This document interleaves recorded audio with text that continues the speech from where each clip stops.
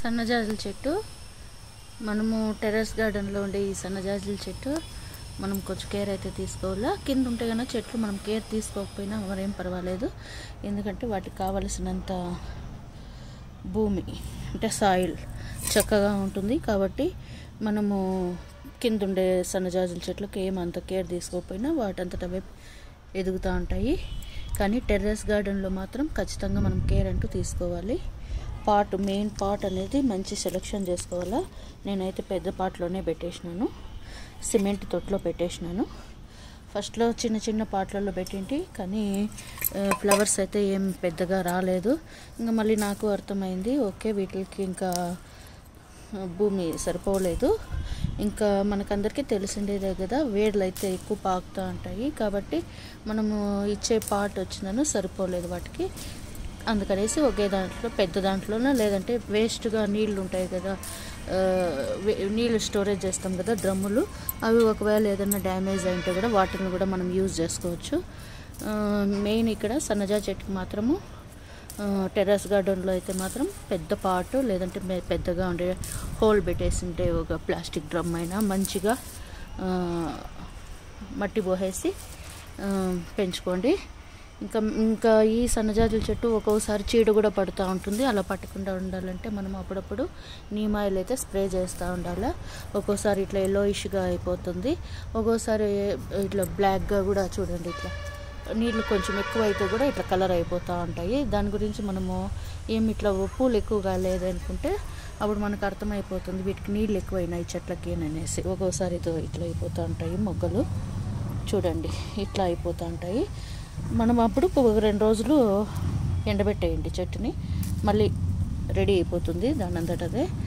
ఇట్లా small tips అయితే follow కావాలి. ఇంకా అప్పుడప్పుడు ఇట్లా పూలు అయిపోయిన తర్వాత ఇలా కాయలు వస్తాయి కదా, ఆ కాయలను కూడా వెంబటే మనము ఇట్లా గిల్లేస్తూ ఉంటే మళ్ళీ కొత్త ఈగురు పెడుతుంది, కొత్త ఈగురు పెట్టి మళ్ళీ మొగ్గ పెడుతుంది. అంతే ఫ్రెండ్స్, ఈ చిన్న టిప్స్ అయితే ఖచ్చితంగా ఫాలో కావాలా. ఇప్పుడు అందరూ అంటారు, ఇప్పుడు టెర్రస్ గార్డెన్లో పోయి ఇన్ని పూలు వచ్చినాయా అని అందరూ ఆశ్చర్యపోతాయి. ఖచ్చితంగా వస్తుంటాయి. మా చెట్లు అయితే దండికి పూలు అయితే వస్తుంటాయి. నేను ప్రతి సంవత్సరము కొంచెము ఒక 3 monthsకి ఒకసారి ఇది చెప్తాను కదా, ఇది గొర్రెల పిసుకులు అంటారు, అవి కౌ డంగు ఎండబెట్టిండేది, లేదంటే షీప్స్ డంగు ఇలాంటివి తెచ్చిందను అప్పుడప్పుడు ఇస్తూ ఉండేది.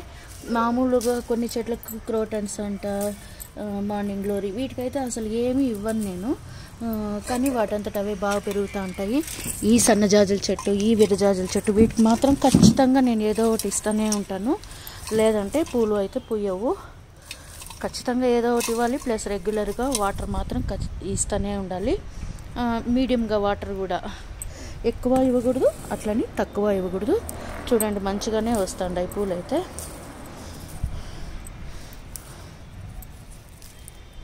రోజుకు ఖచ్చితంగా ఏదో చెట్లు 3 పూస్తూ ఉంటాయి, అన్ని చెట్లలో కలిపి. కింద అయితే అదే ఇంకా మనం చెప్పే అవసరం ఏం లే, ఎప్పుడు కూడా కింద అయితే కన్నా మంచిగా వస్తాయి చెట్లు. ఈ టెర్రస్ గార్డెన్లో అయితే కన్నా మనం ఇచ్చే పోషకాలు బట్టి ఆధారపడి ఉంటుంది పూలు కూడా.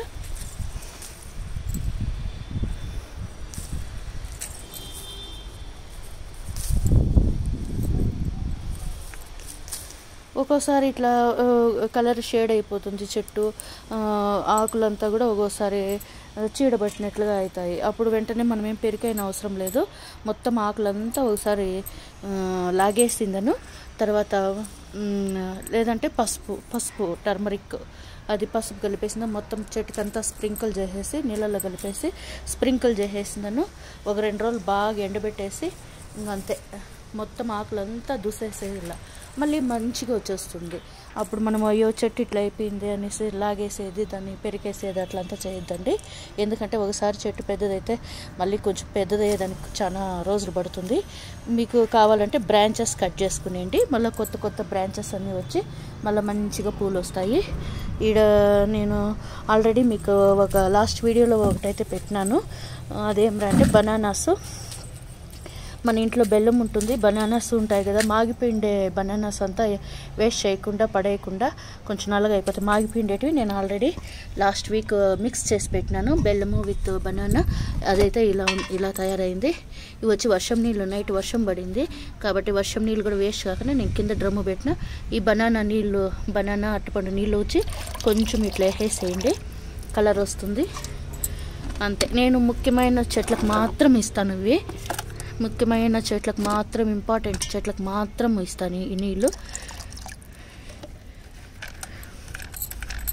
ఇంపార్టెంట్ చెట్లు అంటే మల్లె చెట్టు, ఇంకా ఇక్కడ మల్లె చెట్టు ఉంది చూడండి. ఇది అన్ సీజన్, అసలు వర్షాకాలము కొంచెం మొగ్గ పెడుతుంది. ఎన్ని పూలు పూసినాయో ఈ మల్లె చెట్టు అయితే కన్నా, చాలా పూలు అయితే పూసినాయి. ఎక్కువ మల్లె చెట్లకే నేను ఇస్తూ ఉంటాను ఇవి. ఇది వచ్చిందను సెంట్ జాస్మిన్, ఇది సన్న విరజాజులు, ఇవి కూడా అంతే దండికి పూసినాయి